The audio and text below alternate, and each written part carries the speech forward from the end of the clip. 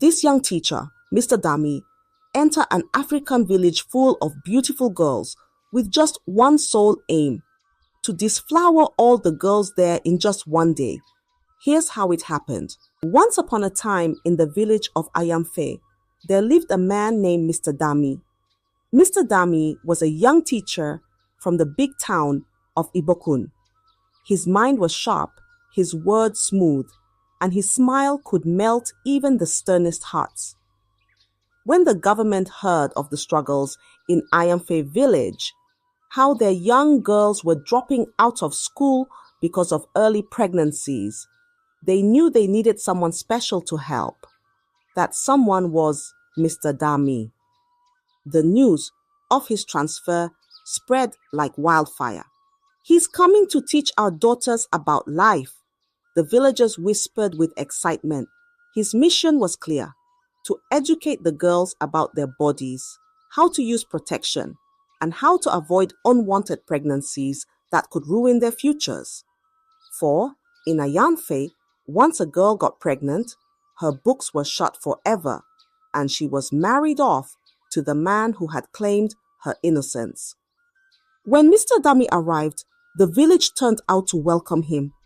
The elders, dressed in their finest clothes, stood under the great Iroko tree. Baba Ajani, the oldest and wisest, stepped forward. "Teacher Dami," he said, his voice like a drumbeat, "you have come to save our daughters.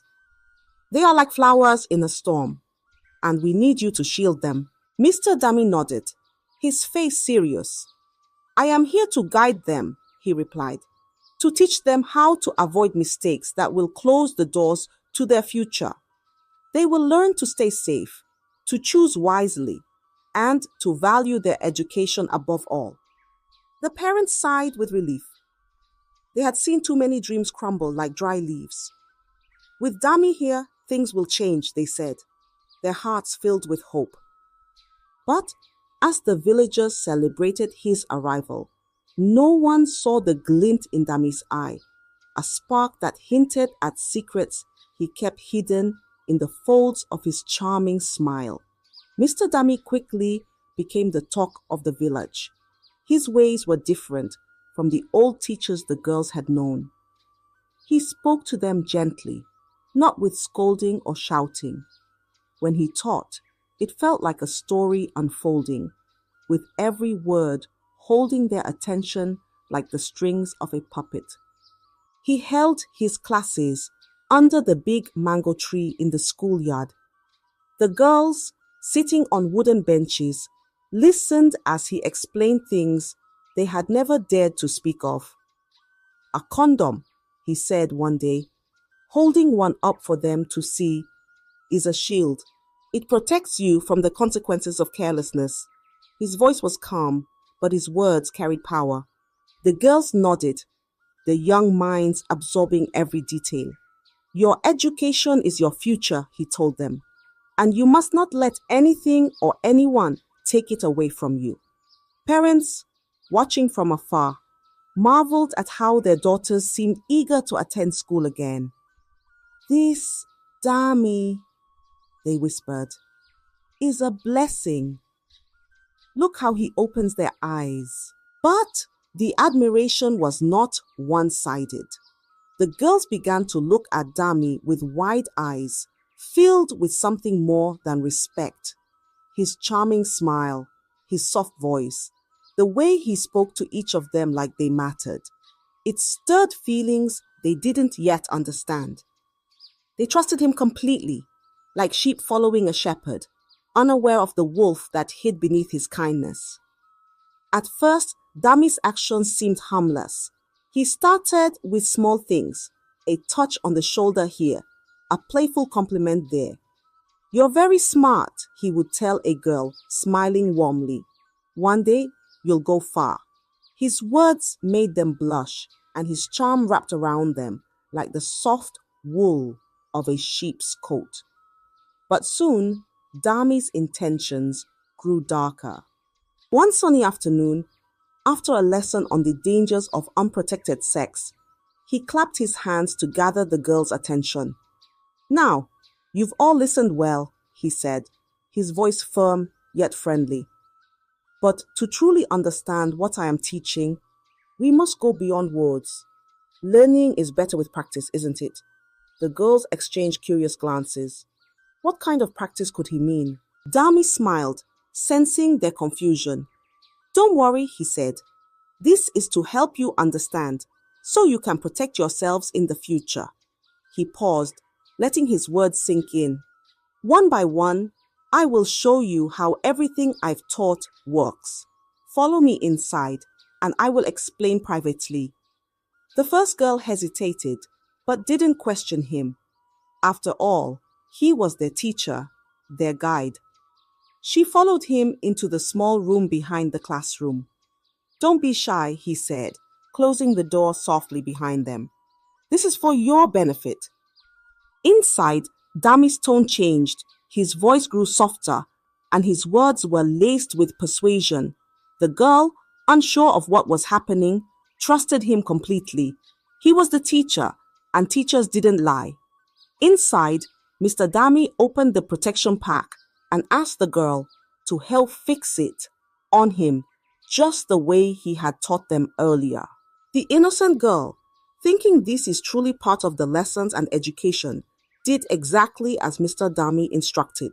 Just like that, Mr. Dami started touching her in a way that wasn't normal, and from there, they ended up on desk having fun.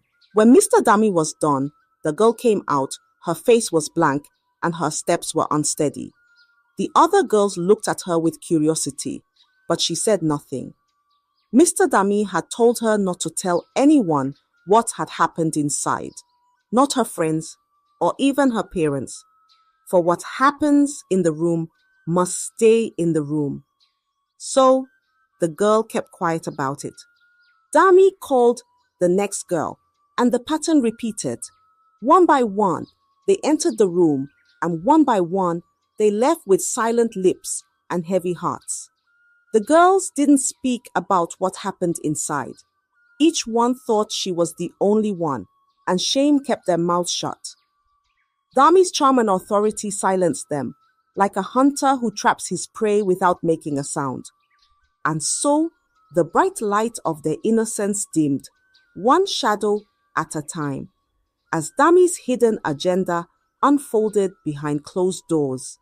Mr. Dami thought his secrets were safe. He believed the four walls of the small classroom hid his actions, but he didn't know that eyes were watching. One hot afternoon, as he called yet another girl into the room, Mako, the village's troublemaker, stood outside, peering through a crack in the wall. Mako had been drawn to the schoolyard by curiosity. He had noticed the pattern, girls leaving the classroom one by one, their faces shadowed with confusion. What's going on here, he wondered, his mind sharp as a blade. So he stayed hidden and watched. What he saw made his heart race, not with fear, but with opportunity. Instead of shouting and exposing Mr. Dami, Mako kept quiet, and left he had a plan. Later that evening, as Dami made his way home, Mako stepped out from behind a tree, blocking his path. Ah, Teacher Dami, he said, his voice smooth like palm oil. You've been very busy, haven't you?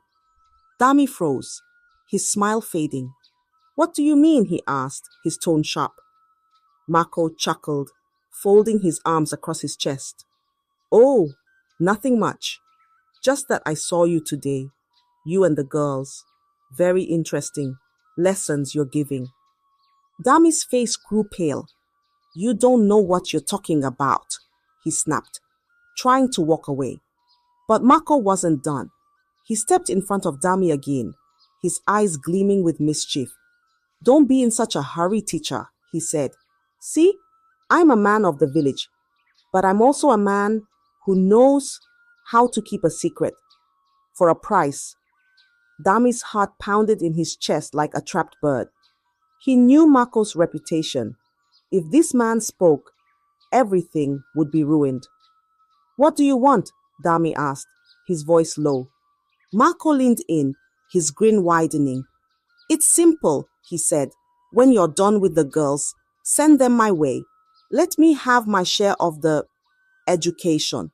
Dami hesitated, his mind racing, but he knew he had no choice.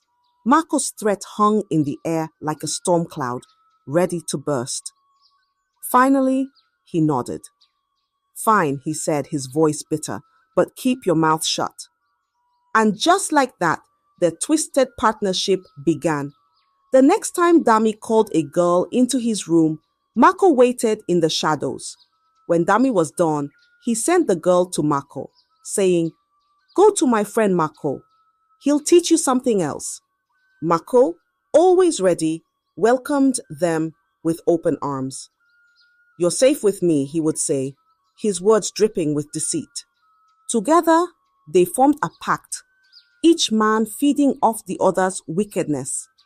But the shadows they cast grew darker with each passing day, and though they thought their secret was safe, the truth was like smoke. It could not be hidden forever. It started with Aduni, one of the brightest girls in the village. She was always the first to answer Dami's questions and the last to leave class. After one of Dami's private lessons, Aduni began to feel strange. Her body felt heavy, and her stomach churned like a pot of boiling soup. At first, she brushed it off. "It's nothing," she whispered to herself. "Maybe it's the yam I ate this morning." But the nausea didn't go away. Day after day, she grew more tired, and her appetite disappeared like smoke in the wind. Aduni kept her troubles to herself. She was afraid to tell her mother, who was strict and wouldn't understand. "If she knows, she'll beat me," Aduni thought, her heart pounding. Meanwhile, Dami continued as if nothing was wrong. His charming smile and smooth words masked the growing storm. He called the girls one by one, his web of deceit growing larger with each passing day. But the shadows were starting to shift. The girls' silence was like a dam holding back a flood, and soon the cracks would begin to show. One warm evening, as the sun dipped behind the hills, the girls gathered by the river to fetch water. They laughed and chatted, their voices mingling with the sound of the rushing stream. But Aduni, sitting quietly on a rock, seemed distant. Her friend, Morayo, noticed and asked, "Aduni, are you okay? You've been so quiet these days." Aduni hesitated, her hands trembling. She looked at the other girls and said softly, "I don't feel well. Ever since my private lesson with Mr. Dami." The other girls fell silent. Morayo's eyes widened and she whispered, "He calls me for private lessons too." Aduni's head shot up. "He does." One by one, the girls began to speak. "He called me last week," one said, her voice shaky. "Me too," another added. The realization hit them like a heavy stone. They weren't the only ones. Dami's words, his promises, and his actions were the same for all of them. Shame and fear filled the air, thick as a morning fog. "What do we do?" Morayo asked, her voice barely audible. "We can't tell anyone," Aduni said quickly. "Who would believe us? They'd blame us instead." The girls nodded, their hearts heavy with fear.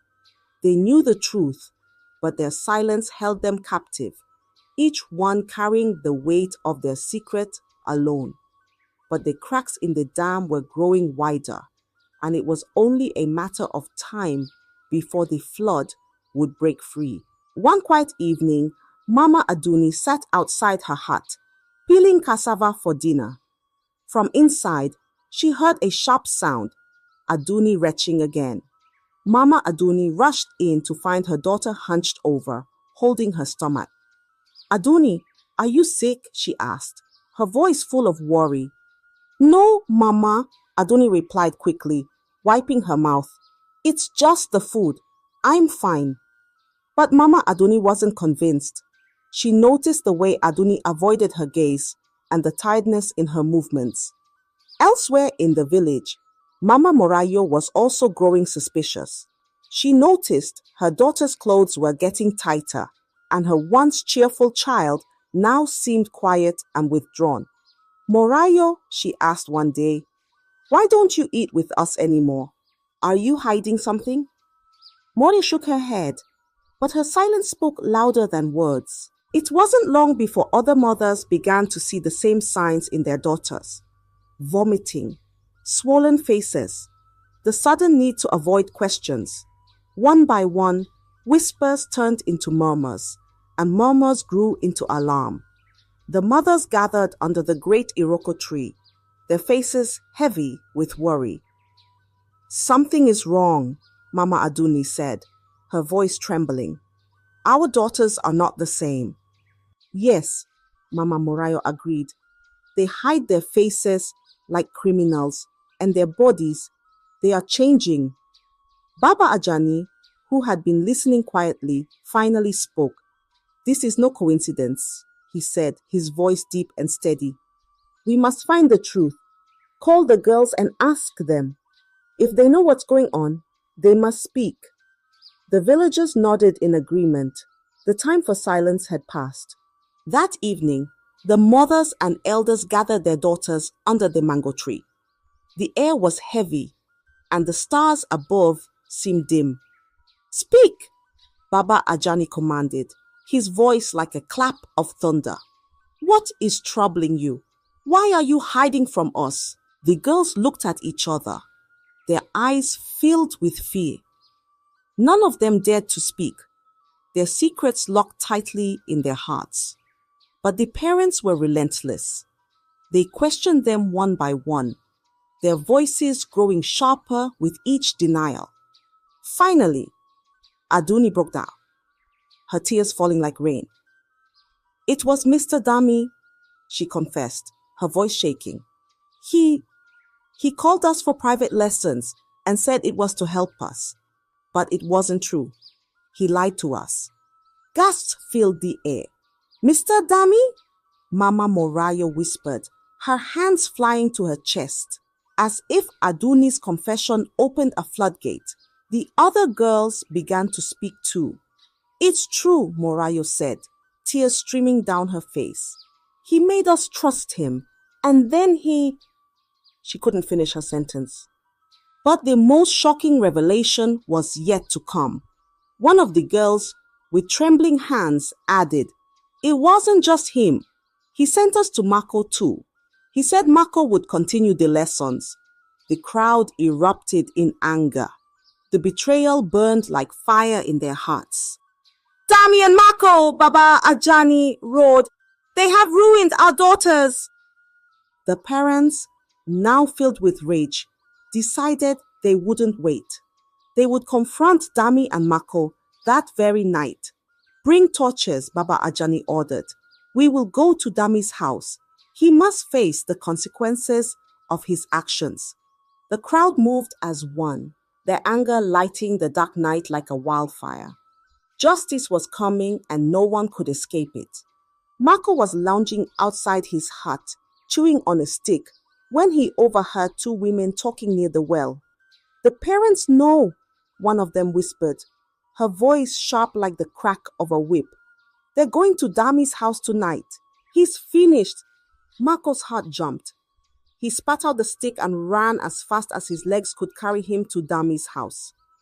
Bursting through the door, he found Dami calmly writing on a slate, unaware of the storm brewing outside.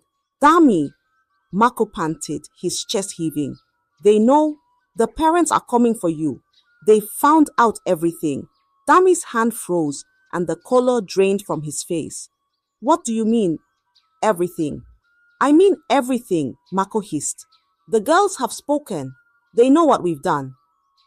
For a moment, Dami stood frozen, his mind racing. Then, like a man drowning, he grabbed onto the first thought that came to him. We need to leave, he said quickly. Now. The two men hurriedly packed their belongings, shoving clothes and valuables into bags. We'll go to the town, Dami said, his voice trembling. No one will find us there. But what if the guards are watching? Mako asked, his eyes darting around nervously. They won't be expecting us to leave so soon, Dami replied. We'll slip through the boundary before they even notice. As the parents gathered in the village square, torches lighting the night, Dami and Mako slipped into the shadows, heading toward the path that led out of the village. Their hearts pounded with fear, each step echoing like thunder in their ears. But unknown to them, the villagers were smarter than they thought. Baba Ajani, sensing Dami might flee, had already sent a message to the village guards to block the boundary. As Dami and Mako approached the edge of the village, they saw the familiar sight of the boundary marker, a large wooden gate. Relief washed over them. We're almost out, Dami whispered, but just as they reached the gate, a sharp voice called out, "Stop there!" Dami and Mako froze. From the shadows, the village guards emerged, their spears glinting in the moonlight. "Looking for something?" one of them asked, his tone cold and commanding. Mako tried to talk his way out. We're just going for a walk," he stammered. The god laughed. "A walk in the middle of the night with bags on your back?" He shook his head. "You're not going anywhere." Before they could run, the gods grabbed them, tying their hands with thick ropes. "You thought you could escape justice," the leader of the gods said, his voice cutting through the night like a blade. News of their capture spread through the village like wildfire. By the time Dami and Mako were dragged back to the square, the entire community was waiting, their faces filled with anger and betrayal. Baba Ajani stepped forward, his voice booming. "You thought you could harm our daughters and run away? You will face justice here in front of everyone." The crowd roared in agreement, their torches blazing like the fury in their hearts. Dami and Mako, once so confident in their deceit, now stood trembling, knowing that their punishment would be swift and severe. The village square was packed with people, their faces grim, and their hearts heavy with betrayal. Torches flickered in the night, casting long shadows over the crowd. At the center, Dami and Mako knelt, their hands tied behind their backs. They were surrounded by the village elders, whose expressions were as unyielding as stone. Baba Ajani stepped forward, his voice cutting through the murmurs of the crowd. "You, Dami, came to our village as a teacher, entrusted with the future of our daughters, and you, Mako, betrayed your people by aiding him. Tonight, you will face the consequences of your actions."